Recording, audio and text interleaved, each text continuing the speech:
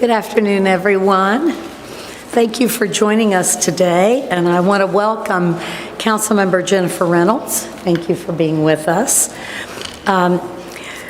We have a robust public safety team with us today, and I want to introduce you first to my One Lexington team, Director Divine Karama, here, Community Outreach Coordinator Larry Johnson, and Crisis Response Coordinator Kenneth Payne. And I'm also very pleased to have Chief Jason Wells, Assistant Chief Joey Harris, Larry Johnson, excuse my back, Chief Weathers, and we mentioned the council member, and Chief Colvin from Corrections. We have a wonderful public safety team in this government. So One Lexington is making progress in helping reduce violence among our young people. In 2022, Lexington had 44 homicides compared to 24 last year. For the first time in 5 years, Lexington had fewer than 100 shootings in 2023, just last year. The One Lexington team works very hard each day and every day to uplift our young people and keep them safe. We realize that the work to make our community safer is not something the city can do alone. We rely heavily on our community partners. One Lexington is once again accepting applications for its gun violence prevention grant program.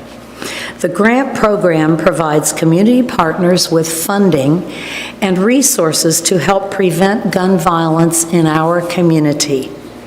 These grants are for nonprofit organizations, many of which have been active in our community for many, many years, working to reduce gun violence among our young people. These organizations are involved in programming that is directly focused on our young people, including mentoring, art, coaching, education, wellness, counseling, and much, much more. We estimate approximately 1,200 young people were touched by programming funded by this year's grant program. And so now we think it's time to double that. Divine, would you like to say a few words? There you are. Thank you. Thank you, Mayor. First and foremost, just want to acknowledge survivors out there of gun violence and those who have lost loved ones. Just this past weekend, Alicia Hairston, who lost her son to gun violence a couple of years ago, hosted an Easter egg hunt. And it was specifically for young people who've been affected by gun violence. And so it was well attended, and it was great seeing her kind of turn her pain into purpose. And so to all those survivors out there, just know that we're with you, we're praying for you, and if there's anything that we can do, please don't hesitate to reach out to us. Secondly, I want to thank Mayor Linda Gordon just for entrusting me with this job. There was a lot of people who felt I couldn't handle a position like this. This was the first job of its kind for me. And so for her to entrust in me to lead this effort, it means a lot, and I'm very, very thankful. Third, I want to shout out Larry and Kenneth. They do such great work behind the scenes that not a lot of people know about. Larry does a lot of work in the cross-section of trauma, substance use, and gun violence, and Kenneth is leading our crisis response. And so it's great to have a team that is operating on so many different levels, and we definitely lean on each other. And so before I get into the grant opportunity and the two different tiers, and I know Kenneth will speak a little bit more to it when he gets up here, one thing I love, and I'll be honest, I didn't think I would like it, because I'm like one of those people that like love people, but I don't like them.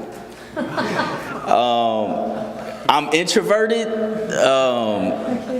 unless I am operating in my purpose, and I say that jokingly, but I am kind of a socially awkward person. So when I joined the mayor's team and I realized we were working in this big bullpen style space where we were all together, I was nervous and I'm like, I don't know if I could do this. But it'll be 3 years I've been with the mayor's office this summer, and what I've loved about the experience is just how we all work together, maybe not directly, but even indirectly. And so I can always lean on my teammates in the mayor's office to help with a spreadsheet, or I see how information flows, and it's really great to see everybody working together. And that's kind of how I feel our community is, especially when we're addressing gun violence, is how can we all play a unique role, use our different skill sets, and lean on one another and come together, because this really is an all hands-on approach. And so for this grant opportunity, we believe that this is going to encourage more people to join the fight with us, but also empower those who are already doing the work. I think our goal coming out of our strategic plan 2 years ago was, how do we amplify and lift up the community to take the reins of this fight to address gun violence? Government changes every few years, but the community is always the same. And so how can we get them to uplift and stand up? A lot of the communities that we go to, people have lived there 30, 40 years, so they're invested. And so how can we encourage them to be a part of this fight?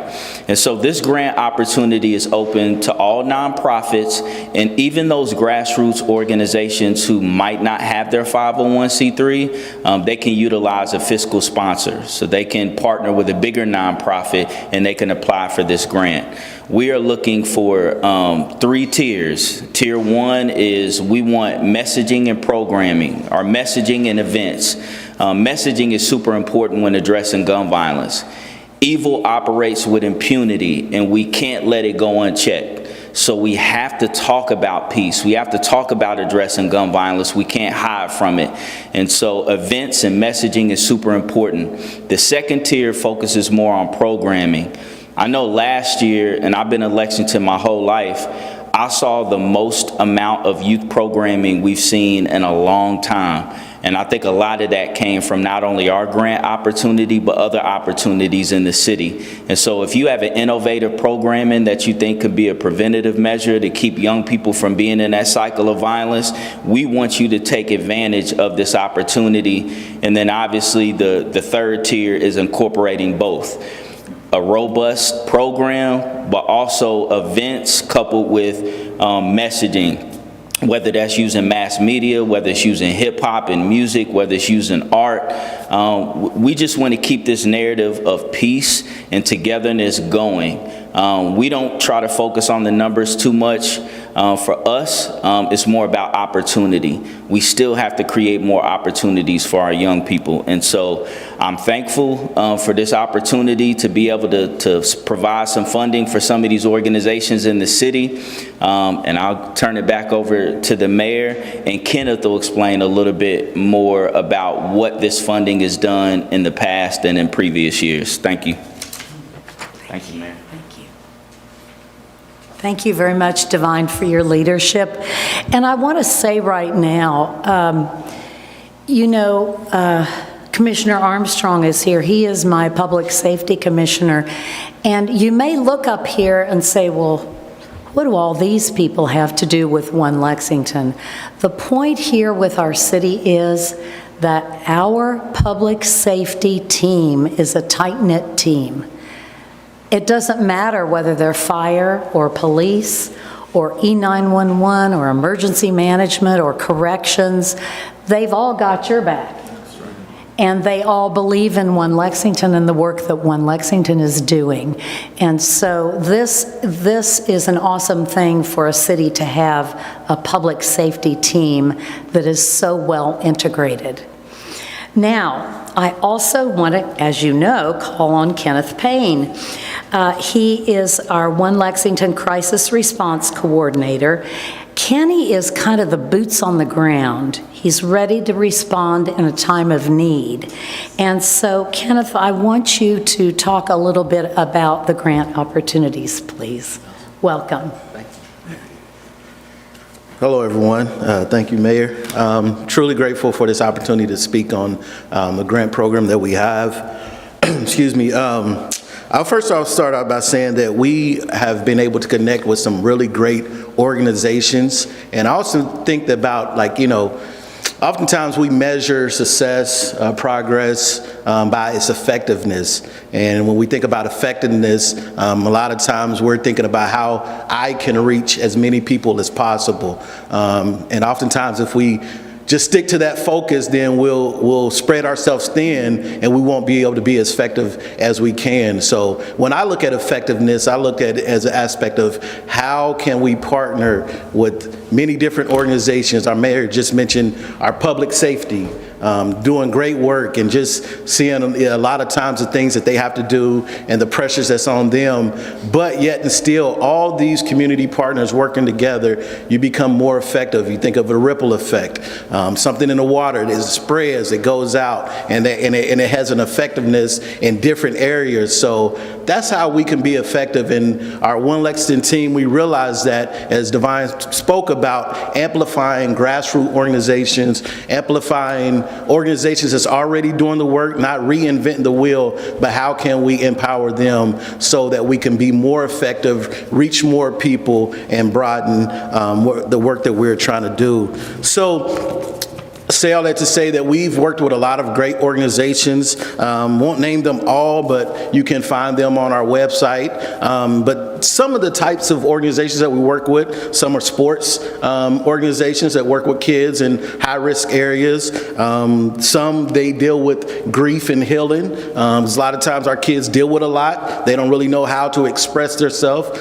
So that mental health aspect, we work with organizations that do that. And we also work with organizations who give opportunities to those that may fallen on tough times. We had one organization tell us about the program that they had, and a young lady who had a daughter was living in an abandoned church. And through their program, they were able to get her temporary housing, able to work on getting her a full-time job. Now she's working toward getting permanent housing for her and her daughter. So this is what the grants are able to do. It's able to reach those that may not have the spotlight on them, but we can get resources and services to them. So we're grateful for the opportunity to be in a place here in the mayor's office, and grateful for her backing and her support that she gives us so that we can make sure those in underserved areas are being are receiving resources that they would need so that they can thrive in their lives. So that's all I have to say. Thank you. Thank you, Kenny. Very nice. Thank you very much, Kenneth. Appreciate the hard work of our entire team.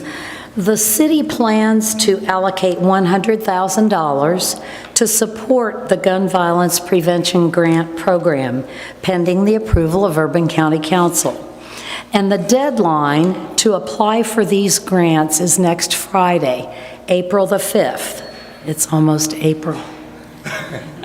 Applications should focus on messaging or community events, gun violence reduction programming, or be comprehensive projects addressing these initiatives. And I encourage, as both the previous speakers said, I encourage you to apply if you think you have a program or something to offer these youth. As I have said many times before, what we do in government is totally people-focused. We're about people, about lifting up people and providing services for people. And all of that makes us a better, healthier, stronger community. So thank you to all of those on our public safety team. And with that, I think that we can take individual questions. You may see somebody up here you want to ask a question of or interview. So thank you for being here. All right. Yes.